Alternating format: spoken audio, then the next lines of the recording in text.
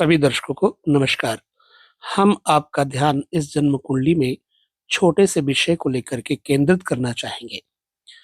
पति पत्नी में आपसी प्रेम और स्नेह की अविरल धारा एवं पति पत्नी सामंजस्यपूर्ण जीवन कब और कैसे बिताते हैं।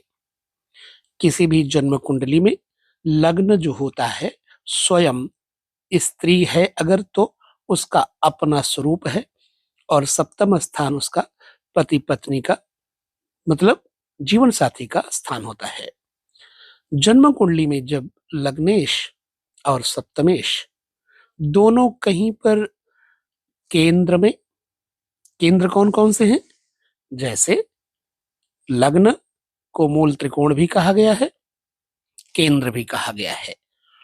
चतुर्थ स्थान को केंद्र कहा गया है, सप्तम स्थान को केंद्र कहा गया है और दसम स्थान को केंद्र कहा गया है।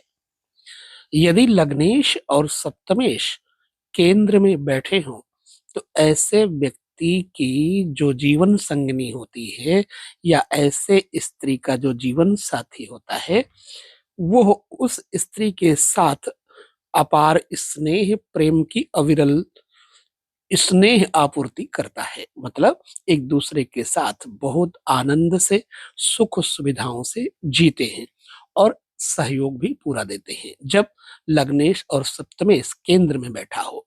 मतलब चतुर्थ सप्तम दसम या फिर लग्न में। दूसरी बात, जब लग्नेश और सप्तमेश पंचम स्थान पे नवम स्थान पे बैठा हो तब ऐसे जीवन साथी जब एक होते हैं तो इनकी भाग्य शक्ति जागृत हो जाती है और ये तब धन संपत्ति यश कीर्ति की तरफ धीरे धीरे आगे बढ़ते हैं। जब सप्तमेश और लग्नेश पंचम भाव में बैठ जाए तो प्रायः ऐसे लोग विवाह बेशक लव मैरिज ना करें लेकिन आफ्टर मैरिज इनका लव जरूर होता है, आपस में बड़ा स्नेह रखते हैं। लग्नेश और सप्तमेश यदि कर्म स्थान पे बैठा हो तो ऐसे जातक की जो जीवन शैली होती है जीवन साथी के साथ वो होती है पति पत्नी के साथ कर्मनिष्ठ। अर्थात ऐसे में दोनों पति पत्नी कार्य क्षेत्र में बड़ी उन्नति प्रगति की तरफ जाते हैं। ऐसे लोगों का जीवन साथी जिसका कि लग्नेश और सप्तमेश कर्म स्थान पर बैठा हो तो ऐसी स्थिति में उसका जीवन साथी उसके व्यापार में उसका सहयोग देती है। दूसरी चीज, अगर वो सरकारी नौकरी में है तो दोनों ही एक जैसे कार्य क्षेत्र में होंगे। ये मेरा अनुभव है, वो मैं बता रहा हूं। जन्म कुंडली में जब सप्तमेश और लग्नेश शुभ ग्रहों से दृष्ट होंगे तो जातक के जीवन में ये सब सकारात्मक स्थितियां बनेंगी।